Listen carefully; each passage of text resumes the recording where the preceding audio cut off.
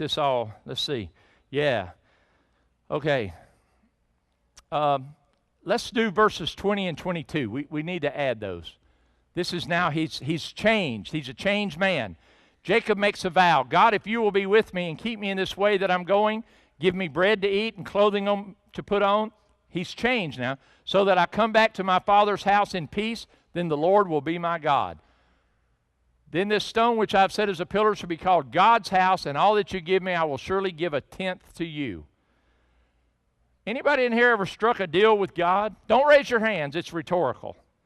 How many people say, God, if you do this, then I'll do this? Do you see that in there? He's trying to strike a deal because he's a deal maker. But I do believe that this was God's attempt in that day. You understand, in that day, this was God's attempt to have a relationship with Jacob, the grandson of Abraham. Abraham, Isaac, Jacob. Man, pretty important. Jacob goes to his uncle Laban's house, and guess where Jacob inherited his thievery from? Uncle Laban. So he meets, I believe her name was Rachel. He sees Rachel. They're cousins. You know what you do if your cousin's in the Middle East? You kiss them. So he kisses her and he says, hi, Cousin Rachel. Why, did you say your name was Rachel? Come here, let me kiss you again. He falls in love with the girl first time he ever lays eyes on her. So Laban comes up, and the other ones all go, he's still kissing Rachel. The other ones go back and say, some cousin of ours is here, Rebecca's son. Laban comes and says, oh, hello. Yeah, get out of here. Come here, Rachel. He's in love with her, and he tells Laban, I want to marry her. I want her to be my wife. Laban says, well, golly, she's got this older sister.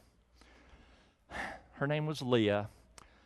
You know, Leah had a couple of pimples, a little overweight, probably wasn't, and so Jacob says, I don't want Leah, I want Rachel. Come here, Rachel, give me a...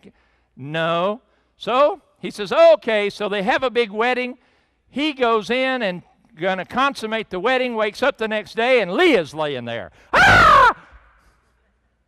Where did you come from? My dad had me come in here last night. You didn't know, but you're married to me, not my sister. He goes to his uncle. He says, Uncle, you gypped me, man. You burned me. He says, yeah, I know. I also picked your name.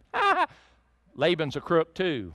So he says, oh, I don't care if you want to marry Rachel. I just wanted you to marry Leah as well. So now if you work, oh, by the way, the deal was you work 7 years, you get Rachel. Now he says if you work 7 more years, you do get Rachel. And he got 2 more. He ended up with 4 wives. The guy had 4 wives. And it's time to leave Uncle Laban's house, man. It's time to go home. So, don't be messing with God, playing games. Don't be messing with God because, see, while God came and offered him a relationship, he wanted the world. Now, Jacob rips off his uncle Laban and then flees. And big deal. Now he's got to come back and contend with Esau, all right? A huge battle, but not much of a fight. And the fight starts when you actually get involved with God any. The fight actually starts because the inner man does not want to do what God wants. He's on his way home. Laban catches up to him. They kind of work everything out. And then he turns his attention to the last time he heard from Esau. Esau said, I'm going to kill you. All right? That's where we're at. He's coming back. Jacob is now a rich man. Jacob is very wealthy. And so he develops this plan to try to save his own hide. That's what he's doing. Genesis 32, 4 through 8. Well, this is a long story, and I either read 6 or 8 chapters or try to condense it. And if you do read it and don't find all that I just said, remember, it's called embellishment, but he did like Rachel, and he did like kissing her, so that's in there. You can find that for yourself. Genesis 32, 4 through 8.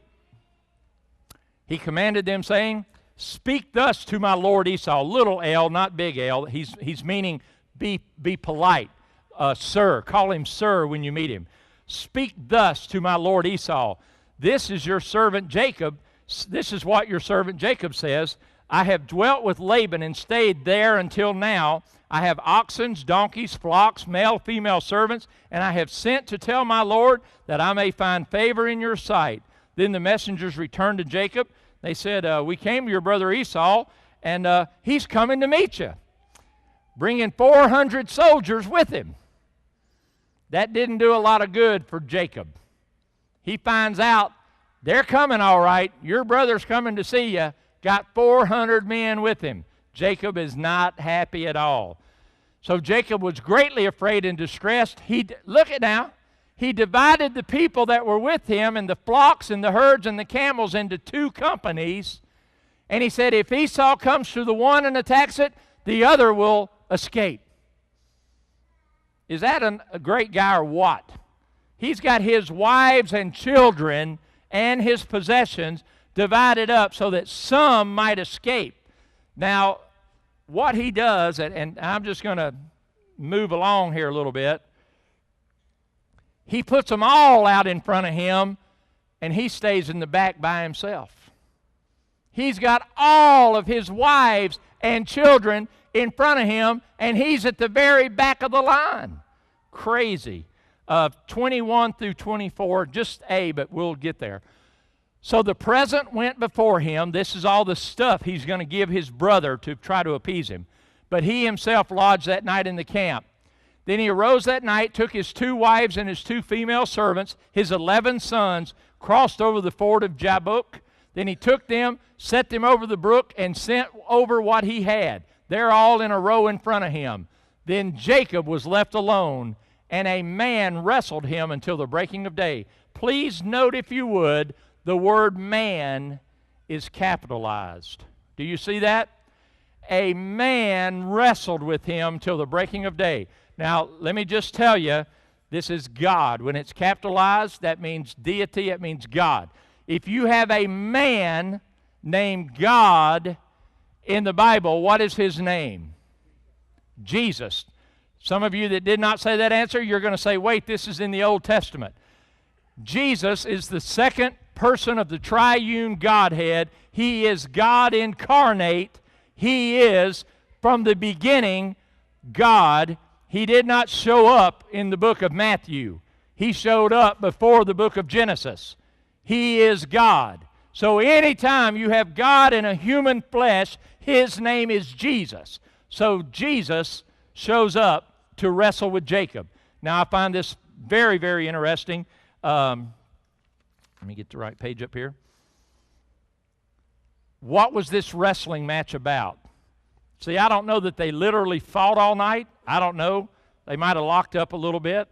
I don't really know. But I believe God would ask him questions about himself. God was saying, tell me about the real you.